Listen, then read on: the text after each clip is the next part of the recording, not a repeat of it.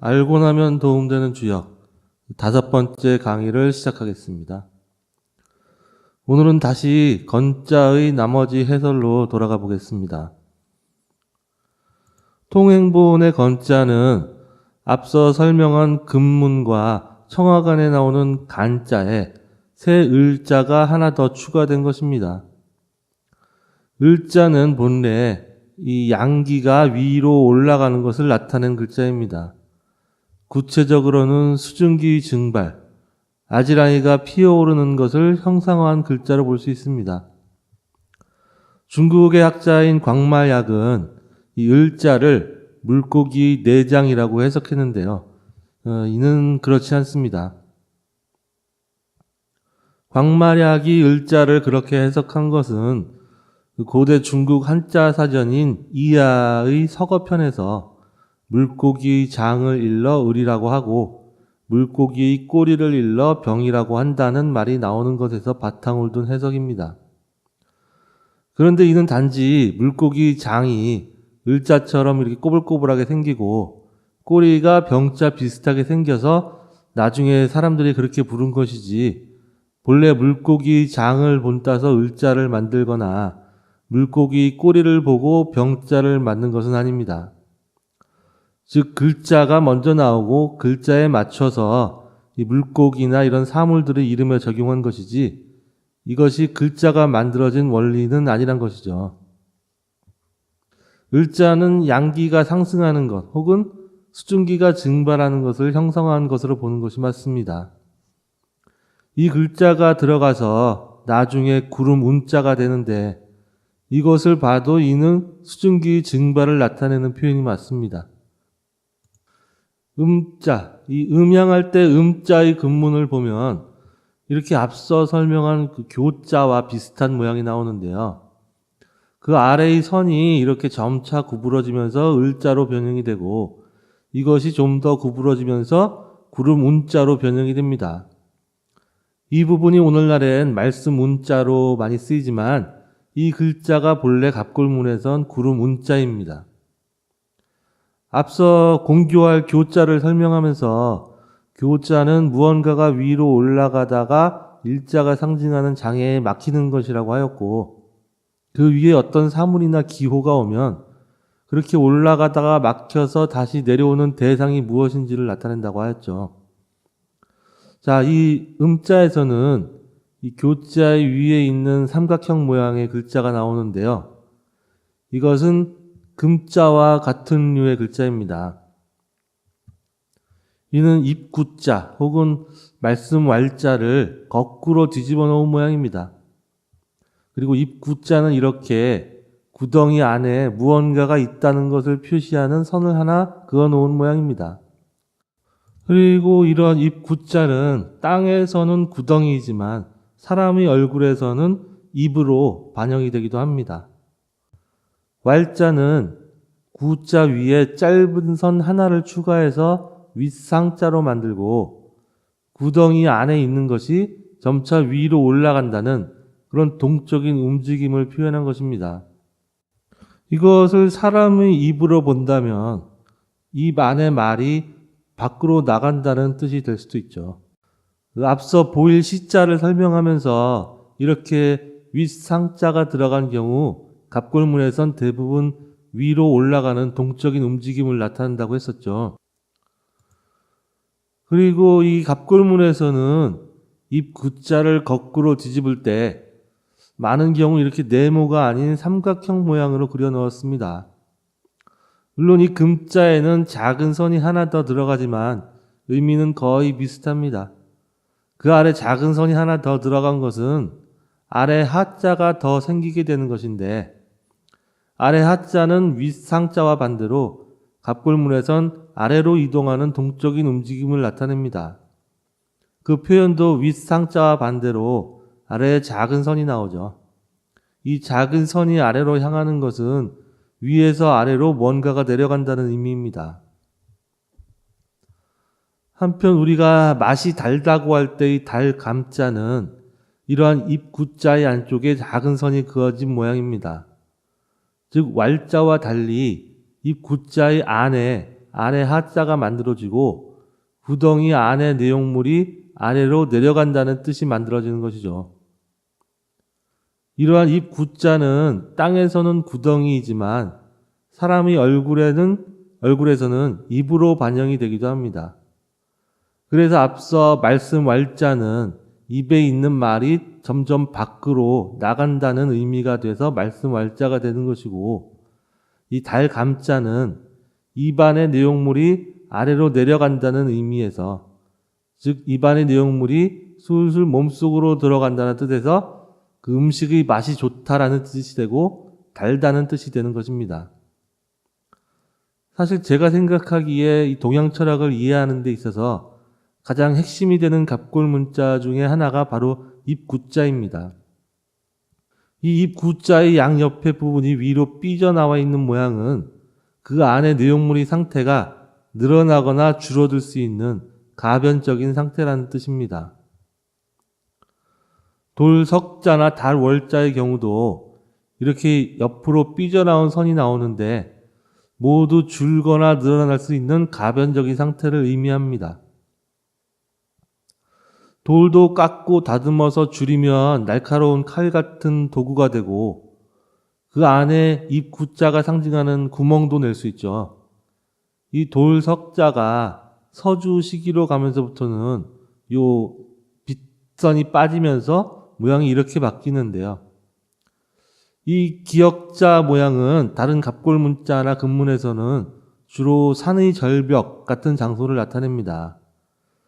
고로 그 글자가 상징하는 의미도 이런 절벽 같은 바위 아래의 동굴 같은 그런 것으로 변화가 생기지만 본래 돌석자의 갑골문의 의미는 돌을 깎고 구멍을 내서 무언가를 만드는 도구를 만드는 개념으로 보는 것이 맞습니다. 이 사진은 돌을 깎아서 만든 고대의 악기입니다.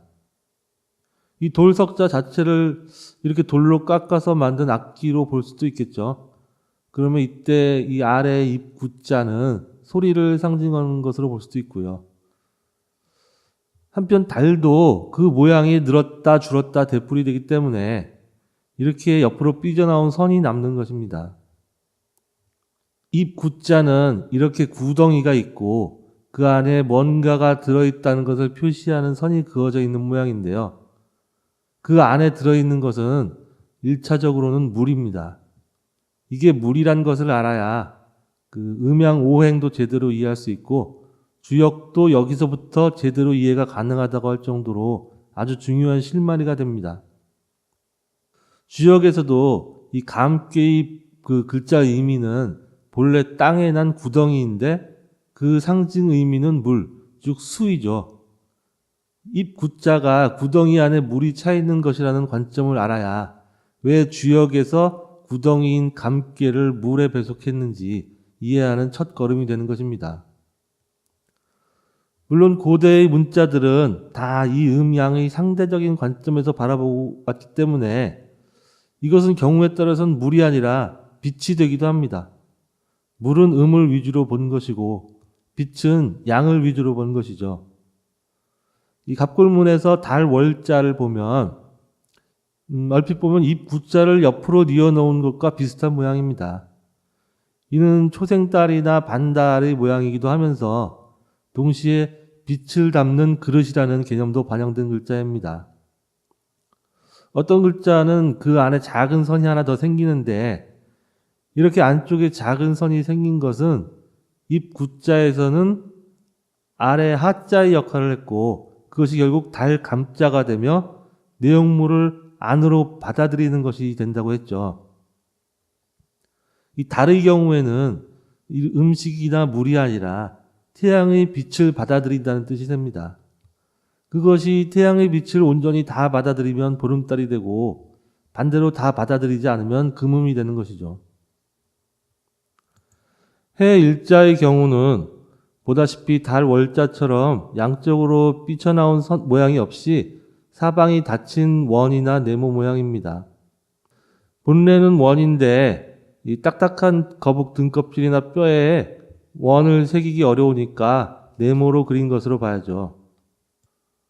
아무튼 해 일자는 옆으로 삐쳐나온 선이 없이 닫힌 모양이기 때문에 가변적이지 않고 항상 둥그런 모양을 유지한다는 뜻이 됩니다. 그런데 그 안에도 달 월자처럼 뭔가 작은 선이나 점이 있습니다.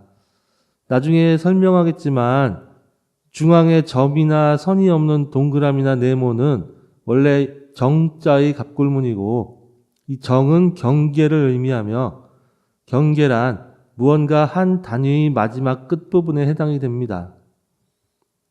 달의 경우에는 그것이 빛을 받아들이면서 가변적으로 변할 수 있지만 태양의 경우에는 그것이 가변적이지 않고 항상 동그란 모양이죠.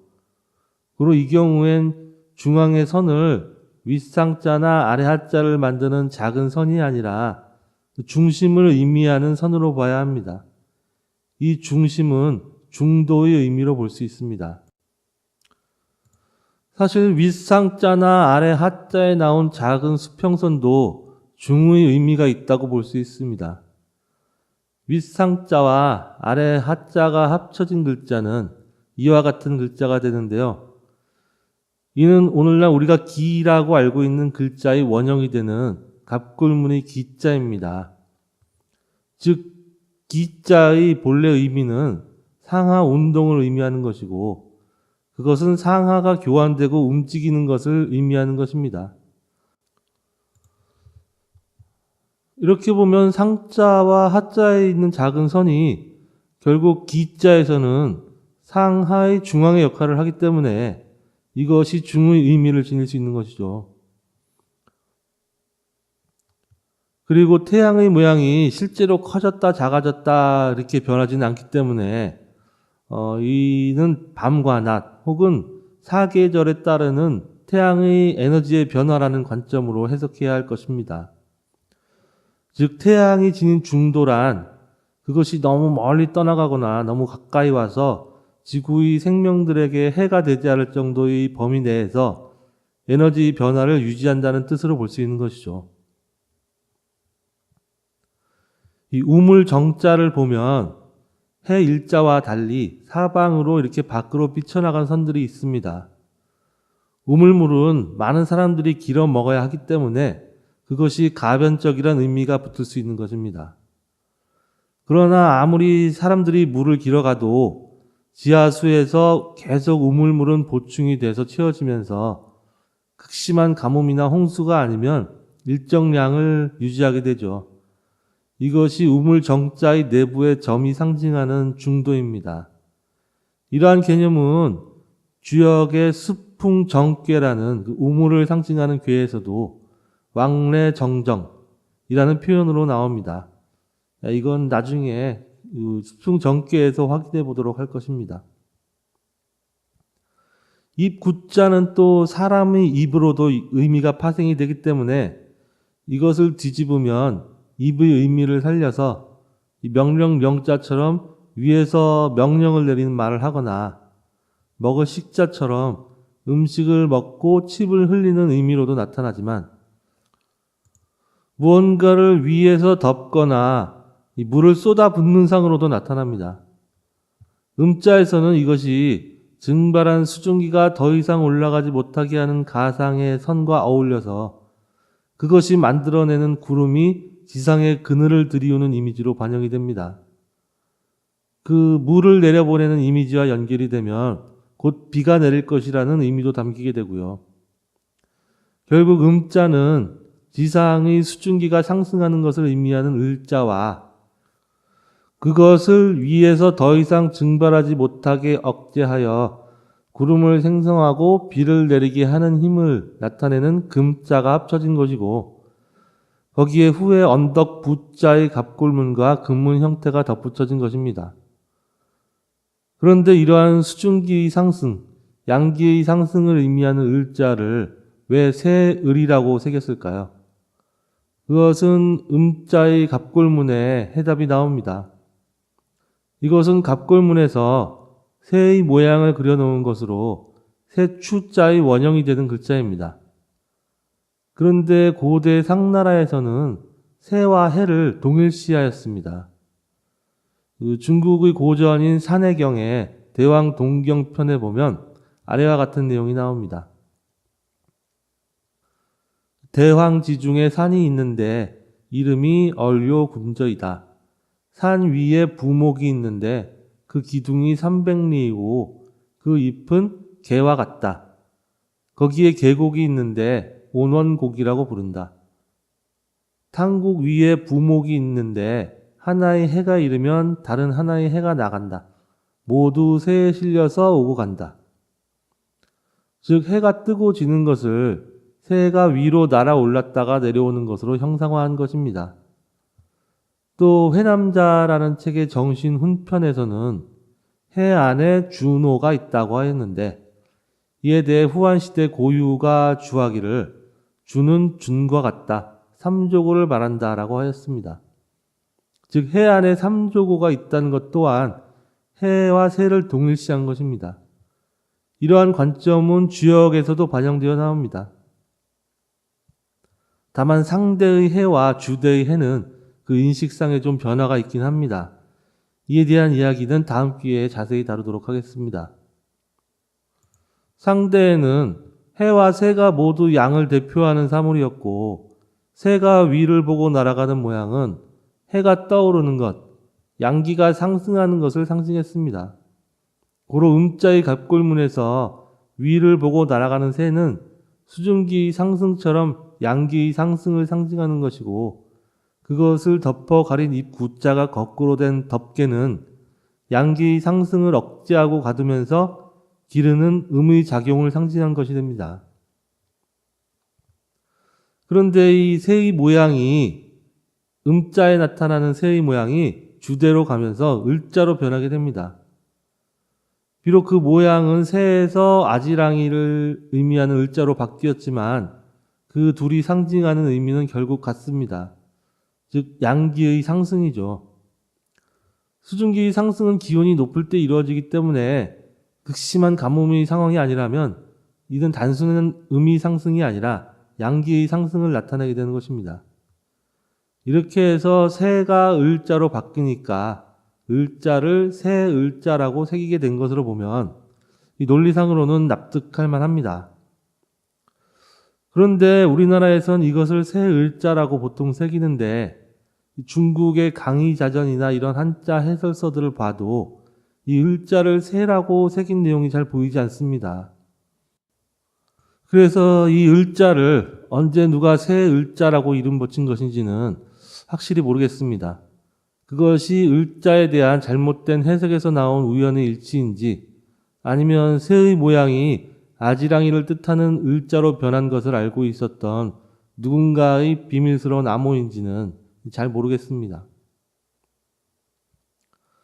자, 그러면 해가 뜨고 지는 것을 반복하도록 하는 그 힘을 상징하는 간자에 새 을자가 붙은 것은 무슨 의미일까요?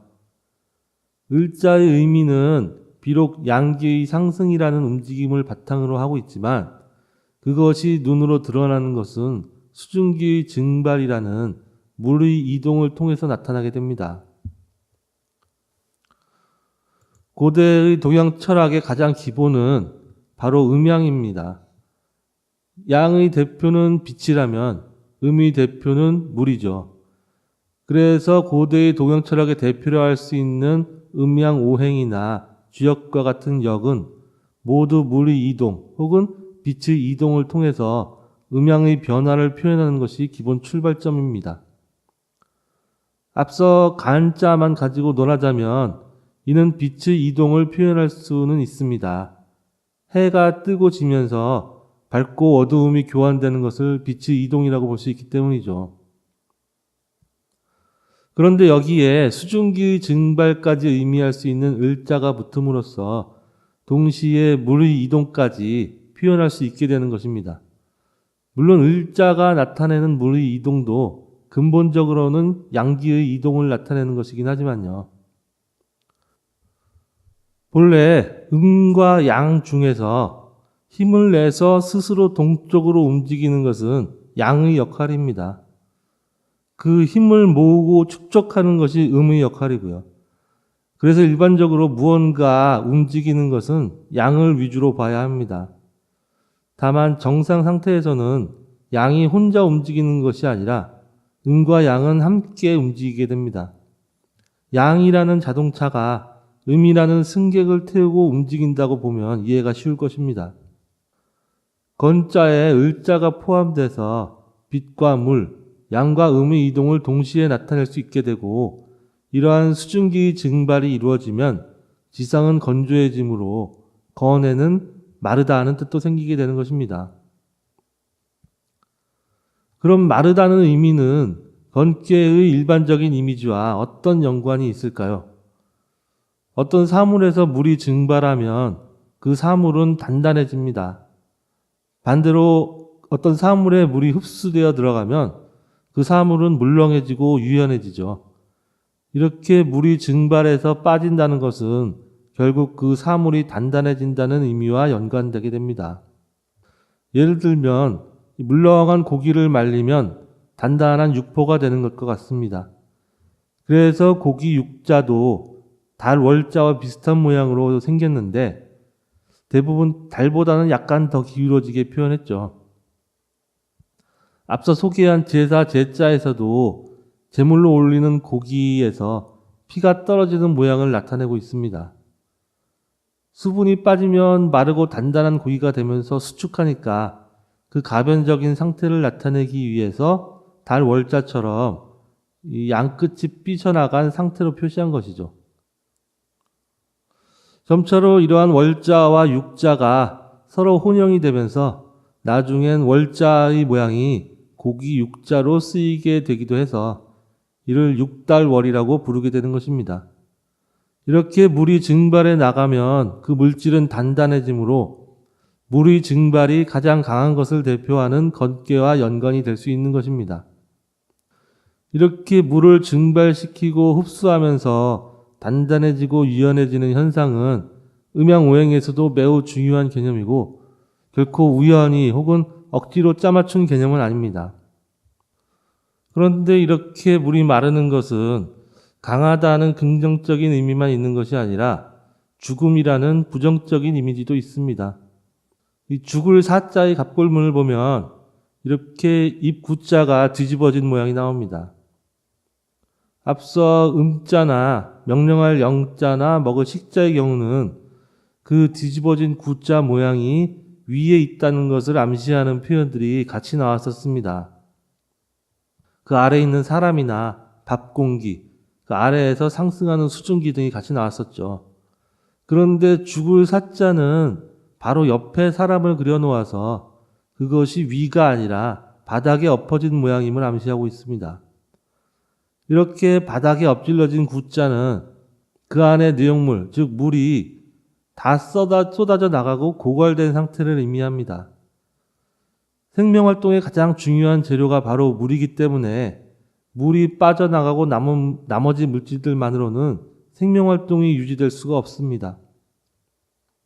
그래서 설문 해자에서는 죽을 사자에 대해 설명하면서 이는 사이고 사람이 떠나는 것이다 라고 했습니다.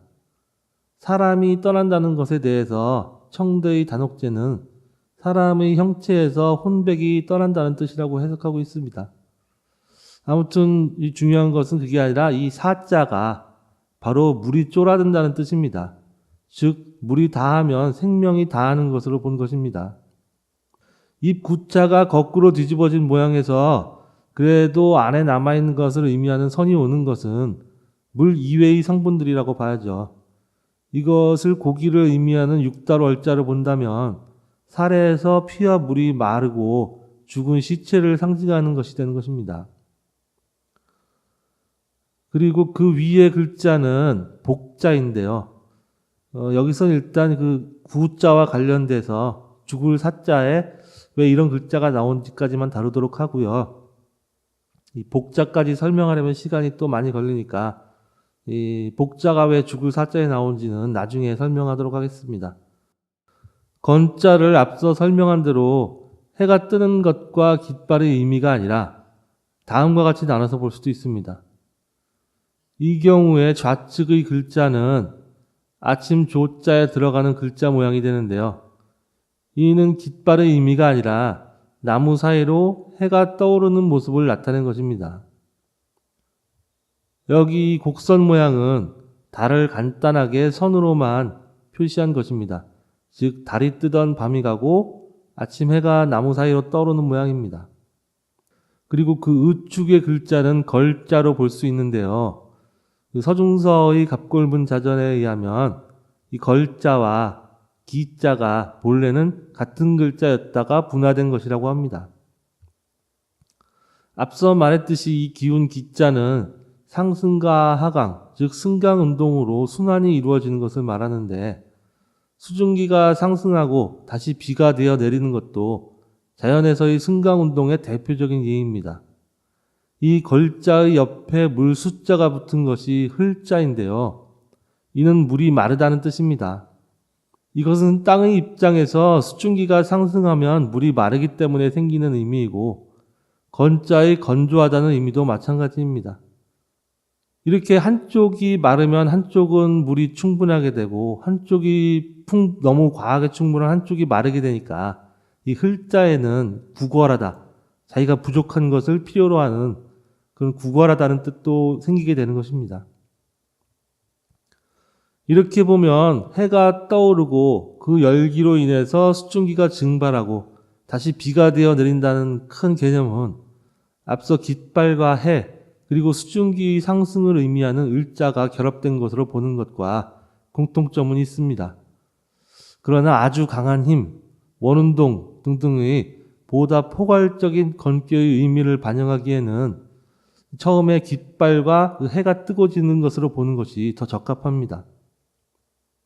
그래서 이번 강의는 여기까지 하고 다음 강의에서는 건괴를 대표하는 색인 거물 현자가 왜 빙글빙글 도는 원운동의 의미를 내포하고 있는지 그리고 그것이 궁극적으로 무엇을 의미하는지 그런 흥미로운 개념들에 대해서 알아보도록 하겠습니다.